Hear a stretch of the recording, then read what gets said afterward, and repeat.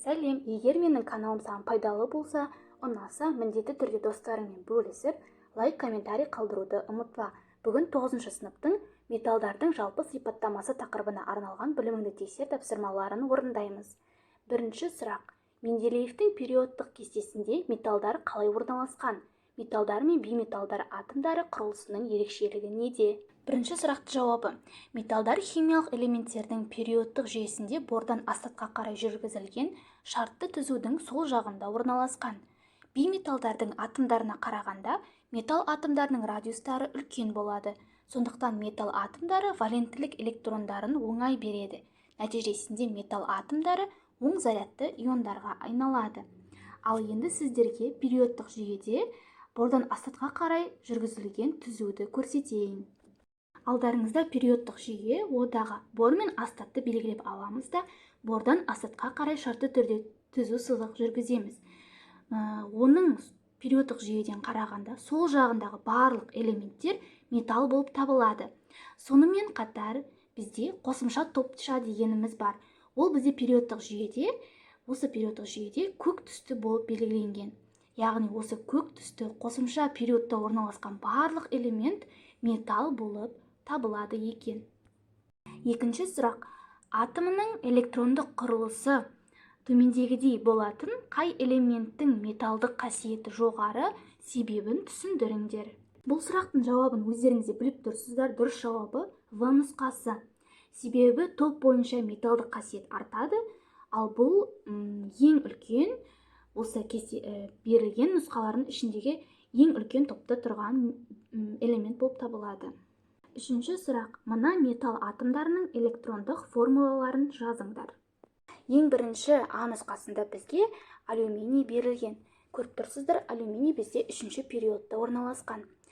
Енді бірінші периодта екі элемент бар, ол бізде 1s2 деп жазылады.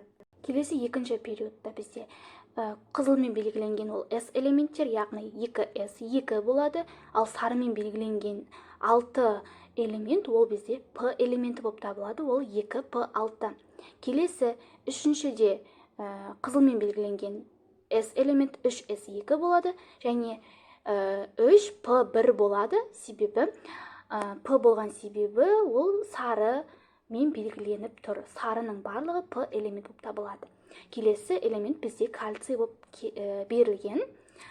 Кальцийдің электрондық конфигурациясы бізде 1s2, 2s2, 2p6, 3s2. Жаңағы өткен шағымыздың барлығын жазып жатырмын. 3s2 болады. Мына жерде p элемент бізде тағы да 6, 3p6 болады, және де 4s2 болады. Екінші тұр өткені кальций. Келесі бізде үшінші берілген Б нұсқасындағы элемент бізде ол цезий болып табылады. Жаңағы кальцийға дейінгі электрондық конфигурацияны қайталап жазып шығамыз. Яғни 1s2, 2s2, 2p6, 3s2, 3p6. Және осы жерден тоқтаймыз. Себебі бізде 3-тен бастап D элементтер қосылады. Олардың жалпы саны 10-ға тең, яғни 3d10 деп жазамыз. Келесі бізде S элемент, 4-тің S элементі бар, ол 4s2 болады. Және кейін қарай жалғастырамыз, әрі қарай бізде P элементтер бар, олардың саны 4p6. Енді бізде 4-тің D элементтері бар, олардың да саны 10-ға тең, 4d10 болып жазылады. Келесі 5-тің S элементтері 5s2 деп жазылады. 5s2. Енді 5-тің бізде P элементтері бар, олардың жалпы саны 6-ға тең, ол бізде 5p6 деп жазылады, және 6s1 деп жазылады, ол бізде цезийдің тұрған орны 6s1. Төртінші сұрақ. 7 ғаламшарға 7 металл атауы сәйкес келеді. Сол сәйкестікті табыңдар.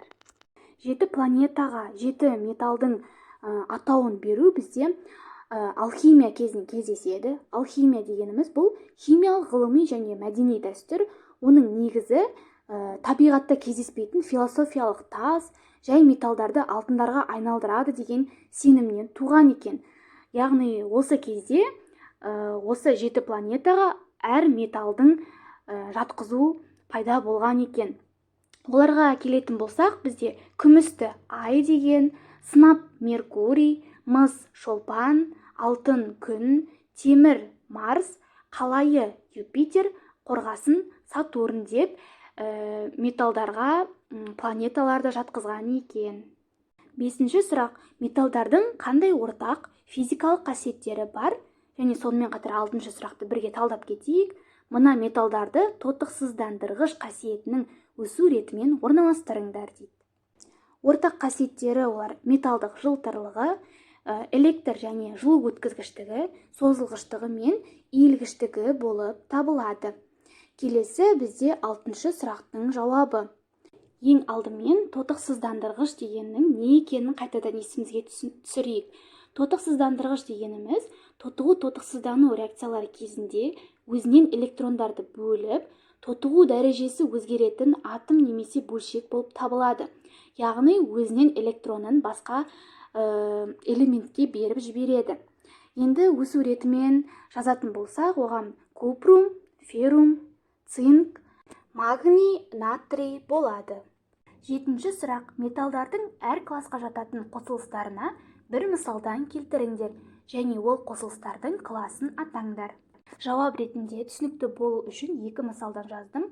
Оксидтерге біз кальций оксидін, кальций ионы жатқызсақ, негізге кальций гидроксиді, кальций OH2 және тұзға кальций карбиді, кальций CO3-ті жаздық.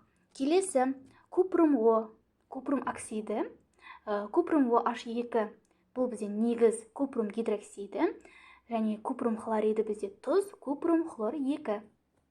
8-ші сұрақ: мына реакциялардың теңдеулерін құрастырыңдар. 8-ші сұрақтың жауабы. А нұсқасында мырыштың күкірт қышқылымен әрекеттесуі нәтижесінде цинк SO4 және сутек пайда болды. Алюминийдің хлормен әрекеттесу нәтижесінде алюминий хлориді пайда болды. Реакцияны теңестіргенде алюминий мен алюминий хлоридінің алдына 2 қоямыз, хлордың алдына 3 қоямыз. Келесі Б. Магнийдің оттекпен әрекеттесуінде магний оксиді пайда болды. Магний мен магний оксидінің алдына 2 қоямыз. В. Алюминийдің мыс сульфатымен әрекеттесуі нәтижесінде алюминий сульфатымен купрум, яғни мыс пайда болды. Реакцияны теңестіру үшін мыс сульфатымен мыстың алдына 3 қоямыз, алюминийдің алдына 2 қоямыз. 9-шы сұрақ: металдардың электрхимиялық кернеу қатарын және үлкен-кіші белгілерін пайдаланып, әр жұптағы химиялық белсенділігі жоғары металды көрсетіңдер. 9-шы сұрақтың жауабы. А нұсқасында магнийдің химиялық белсенділігі жоғары, Әде темірдің химиялық белсенділігі жоғары, Б нұсқасында хромның химиялық белсенділігі жоғары, ал В-да натрийдің химиялық белсенділігі жоғары. 10-шы сұрақ: мыс тақташа берілген тұз ерітінділеріне батырылған. 10-шы сұрақтың жауаптары. Бізде 2 нұсқа, ол Б және В нұсқалары. Купрум қосылған гидрогерум SO4 түзеді купрум SO4 қосылған сынап. В нұсқасы купрум қосылған аргентум SO4 түзеді купрум SO4 қосылған аргентум. Бірінші есеп. Массасы 6 грамм 2 валентті металл сумен әрекеттескенде көлемі 3,36 литр қалыпты жағдайдағы сутек түзілді. Сумен әрекеттескен металды анықтаңдар. Есепті шығару үшін ең алдымен берілген жазып қойдық. Енді оның химиялық реакция теңдеуін жазамыз. Металл қосылған HOH немесе H2O деп жазуға болады. Түзеді металл OH2-ні, себебі металл 2 валентті қосылған H2. Реакцияны теңестіру үшін HOH-тың алдына 2 қоямыз. Есептің берілгенде металдың массасы бізде 6 грамм, оның молярлы массасы белгісіз және ол X грамм болады. Ал сутектің көлемі бізде 3,36 литр, қалыпты жағдай деп тұрғандықтан біз қалыпты 22,4 литр мольдік көлемді жазамыз. Енді осы жерден біз пропорция арқылы X-ті таба аламыз. Ол үшін 6-ны көбейтеміз 22,4 литрге, бөлеміз 3,36 литрге. Нәтижесінде бізде 40 грамм шығады. 40 грамм дегеніміз кальцийдің салыстырмалы молярлы массасы. Яғни біздің металымыз кальций болған екен. Жауабы кальций. Екінші сұрақ. Массасы 2,4 грамм магний күкірт қышқылының 20%-дық 100 грамм ерітіндісімен әрекеттескенде неше литр қалыпты жағдайдағы сутек бөлінеді? Екінші есепті шығару үшін ең алдымен бізде H2SO4 массасы белгісіз, оны тауып алуымыз қажет. Ол үшін біз 100 грамм ерітіндіні көбейтеміз 20%-ға, бөлеміз 100%-ға. Пайызбен пайыз қысқарады, 100-бен 100 қысқарады, нәтижесінде бізде 20 грамм қалады екен. Енді осыдан кейін біз химиялық реакция теңдеуін жазамыз. Реакция теңдеуі магний қосылған H2SO4 түзеді магний SO4 қосылған H2. Бізде реакция теңесіп тұр. H2-ні табу қажет, ол бізде X литр. Қалыпты жағдайда 22,4 литр болады. Магнийдің массасы есептен берілгенде 2,4 граммға тең, ал H2SO4-тікін таптық, ол бізде 20 граммға тең. Магнийдің салыстырмалы молекулалық массасы 24 граммға тең, ал H2SO4-тікі 98 граммға тең. Енді бізде екі бірдей элемент бар реакцияға қатысқан. Олардың қайсысымен есепті әрі қарай жалғастыруымыз қажет екенін анықтауымыз керек. Ол үшін жетіспей қалған қосылысты анықтайтын боламыз. Оны біз өткен болатынбыз. Ол үшін біз 2,4 граммды молярлы массаға бөлеміз. Біріншісінде, екіншісінде 20 граммды молярлы массасы 98-ге бөлеміз. Бізде ең аз жағы, яғни жетіспей тұрған жағы, ол бізде магний болып табылады. Бізде жауабында 0,1 моль шықты.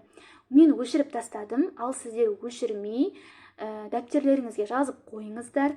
Енді магний арқылы X-ті таба аламыз. X тең болады 2,4 көбейтілген 22,4 литр бөлінген 24 грамм. Нәтижесінде бізде 2,124 литр шықты. Бұл бізде сутектің көлемі болып табылады. Есептің жауабы сутектің көлемі 2,124 литрге тең екен. Үшінші есеп. Массасы 20 грамм темір мен 8 грамм күкірт әрекеттескенде неше грамм темірдің эквивалентті сульфиді түзіледі? Үшінші есептің берілгенін жазып қойдым. Шешуін табу үшін біз ең алдымен реакция теңдеуін жазамыз. Феррум қосылған S түзеді феррум S. Бізде феррум S-тің массасы белгісіз X грамм, күкірт 8 грамм, темір 20 грамм. Молярлы массаларына келсек, темір бізде 56 граммға тең, күкірт 32 граммға тең, ал феррум S осы екеуінің қосындысы, яғни ол 88-ге тең екен. Енді біз қайсымен әрі қарай есепті шығаруымызды анықтау үшін олардың зат мөлшерлерін тауып аламыз, яғни жетіспейтін элементті қосылысты табамыз. Ол үшін феррумда біз 20-ны 56-ға бөлеміз, нәтижесінде 0,135 моль шығады, ал күкіртте 8-ді 32-ге бөлгенде 0,125 моль шығады. Жетіспейтін элемент бізде ол күкірт болып табылады. Енді X-ті табу үшін күкіртті пайдаланатын боламыз. Яғни X тең болады 8 көбейтілген 88 грамм бөлінген 32 грамм. Нәтижесінде бізде 22 грамм шығады. Бұл феррум S-тің массасы. Есептің жауабы масса феррум S тең болады 22 граммға. Төртінші есеп. 15%-дық литий гидроксидінің ерітіндісін дайындау үшін 100 грамм суға литийдің қандай массасын қосу керек? Төртінші есебіміз қиындау, күрделілеу есеп екен. Ең алдымен реакция теңдеуін жазайық. Литий қосылған HOH түзеді литий OH қосылған H2. Реакцияны теңестіруіміз қажет. Ол үшін HOH-тың алдына 2, литийдің алдына 2, литий OH-тың алдына 2 қоямыз. Бізде литий OH 15% деп тұр. Ал суымыз бізде 100 грамм және бізге X грамм литийді табуымыз қажет.